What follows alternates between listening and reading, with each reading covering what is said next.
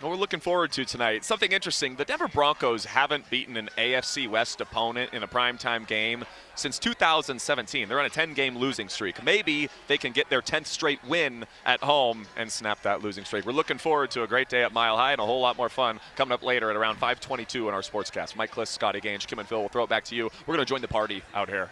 Oh, they're walking behind you, partying, dancing, everything. You just can't see it. Have we left anybody hanging, by the way? No, you're good. At You're 5, okay. if they go and join the party, 5:22 is going to be fun, I think. Yeah, Guys, it could be we'll really see good. you then. Thanks, guys. So the winds picked up around Colorado today. We even saw red flag warnings across the Front Range. The good news, those winds will die down later tonight. Bo Nix may not have to deal with a lot of wind. We'll see, just in time for the Broncos game. The people watching at the game behind Mike and Scotty was phenomenal. It really was. I couldn't take my eyes off that. Plus, I was checking out Mike's hair. Always a good indicator of the wind for me.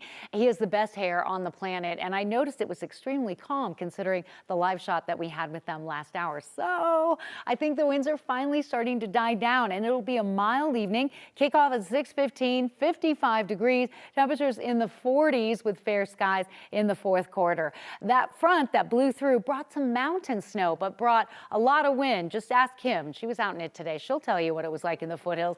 We had snow flying for drivers on I-70. Not enough that it was a big impact, but ooh, it was exciting to say that word. We have 61 currently in Denver, 69 in Pueblo, with 40s and 50s in the mountains. Some of the wind gusts, we've actually seen higher gusts, 40, 50, almost 60 mile per hour gusts from Boulder to Superior, down to Parker, Kiowa, and Elizabeth. And the worst of the wind is north, Fort Collins, Buckeye, and Akron. So this is kind of the trend. Red flag warning, elevated fire danger. We need to be very careful. It's warm, it's windy, it's dry. This system is rolling out, but like I said, Kim and Phil, this is super fun to show. There's snow on our radar in Colorado tonight. Huh? About time. Yeah. All right, we have an update for you on the death of a young mother in Wheat Ridge. Her death was originally deemed suspicious.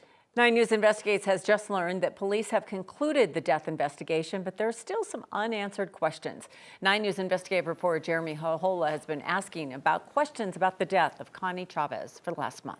Yeah, hi there, Kim. This was a young mother who was found dead in a street in Wheat Ridge. This newly obtained autopsy report reveals she died of serious head injuries, but it also leaves a big unanswered question. How exactly did she get these head injuries? That is going to remain undetermined. Connie Chavez was found dead on Everett Court on October 3rd. The medical examiner wrote she may have jumped out of a moving vehicle after drinking with friends. Police initially called her death suspicious, but then online rumors have been spreading that suggest foul play, but police never confirmed those stories. This new autopsy report says people who were with Chavez the night she died gave conflicting accounts to police. We heard from Wheat Ridge Police today, who say detectives worked diligently and have concluded their investigation. They say there is no evidence to support felony charges. When we asked the police spokesperson if they can say exactly how Chavez died, they referred us back to the autopsy report, which says she died of blunt force trauma to the head. But the manner of death remains undetermined because of those conflicting accounts. Police did reveal today they did give a driving under the influence summons to the driver of the vehicle Connie was in before she died. So what does all of this mean? The death investigation into Connie Chavez is over, but exactly what happened to her that night will officially remain undetermined, and only the people who were with her that night will truly know what happened, and it seems this is how this case will conclude. Chavez leaves behind 3 children, all under the age of 10. Live in the newsroom, Jeremy Hohola, 9 News.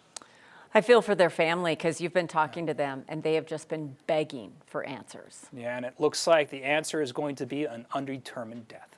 All right, thank you, Jeremy. Yep. Police have arrested a man accused of following women and girls on a popular trail in Lakewood. Officers arrested the man today after he turned himself in. Police say he was spotted following and harassing teen girls and moms in the Bear Creek High School area. They say he was also observed following them onto the Bear Creek trail. The man is now facing charges including harassment, trespassing, and obstructing a police officer. Meantime, the man accused of hitting multiple cars and running away before driving his truck onto Folsom Field last year has pleaded guilty. Carl Hagelin pleaded guilty to reckless endangerment and criminal mischief today. Investigators say last September, he drove a pickup truck through multiple hit-and-run crashes and eventually onto Folsom Field at CU Boulder. At the time, witnesses say he hit trees, a sign, and almost hit people trying to stop him before he surrendered to police. His sentencing is set for March. Right now, airports across the nation are preparing for some travel headaches. The FAA is getting ready to cut air traffic by 10% at 40 major airports starting tomorrow. DIA is on the list. The reduction in flights is in place to deal with the ongoing air traffic controller shortage and the government shutdown. We've been keeping a close eye on how these reductions will impact flyers here in Denver. Today's relatively small. We saw 288 delays today. We did try to speak with CEO Phil Washington. He denied a request for an interview. He sent us a statement saying Denver does not manage flight operations. We advise passengers to check with their airlines for the latest information. Coming up at 6 on Next with Kyle Clark, reporter Mark Salinger looks at the impact at the Longmont Air Traffic Controller site. The Colorado Attorney General's office is stepping in to help families put food on the table following SNAP cuts. Today, the AG's office announced $400,000 will go to the Colorado Department of Human Services to help the state's food bank network.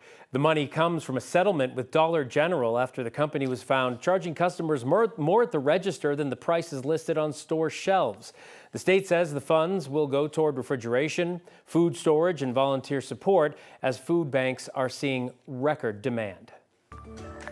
The Rockies are shaking things up with a new hire. More on their pick for president of baseball operations ahead in sports. And the Broncos are getting ready to take the home field. We are live at Empower Field ahead of their Thursday night matchup.